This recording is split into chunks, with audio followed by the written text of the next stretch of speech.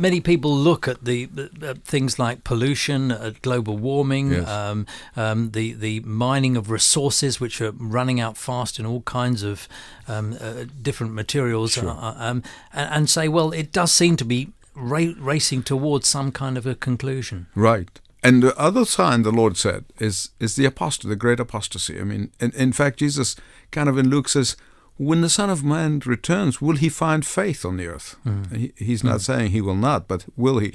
I mean, it's going to be so many professing Christians who turn their back on biblical truth. And I don't know, I'm 66, going to be 67 soon. I don't see, and I know history a little bit, but I don't remember a time, even in the Dark Ages, where the church itself, where people who profess to be Christians are turning their back on the faith. George Gallup was a great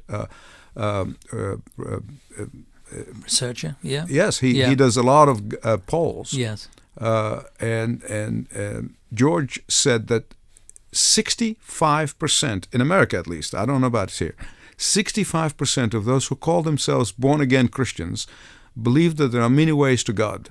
Not Jesus, not just Jesus. Right. Think about this. This is the very heart of the gospel. That's the core of the Christian faith. I am the way, the truth, and the life, and no one comes to the Father but by me. Book of Acts said, there is no name under heaven by which men will be saved. Yeah. And so with that big departure, and it's not what used to, in America we call the mainline denominations, but I'm the evangelical churches. Right. And embracing same-sex marriage, embracing universalism, or salvation comes through many ways. All of that is sort of, at least to me, is an indication. Of that apostasy. That's an interesting one. It occurs to me because I've heard people discuss this. No one comes to the Father except by me. Right. I think most Christians, or all Christians, would accept that, perhaps. But is that in this life, or is that after this life, if you see what I mean? I mean, someone who has not really known about Christ but has lived by faith in their own beliefs, perhaps as a Muslim, will they meet Jesus and come to the Father through Jesus after this life?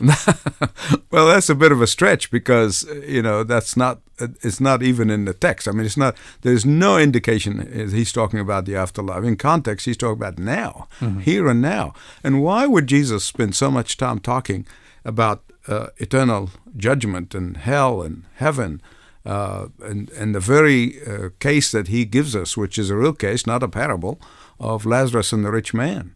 And that is two eternities, two different places where people will be spending eternity.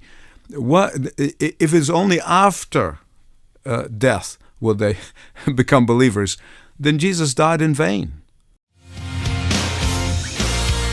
Why not start your day with Inspirational Breakfast, Monday to Fridays from 7 a.m, only on Premier Christian Radio, where faith comes to life.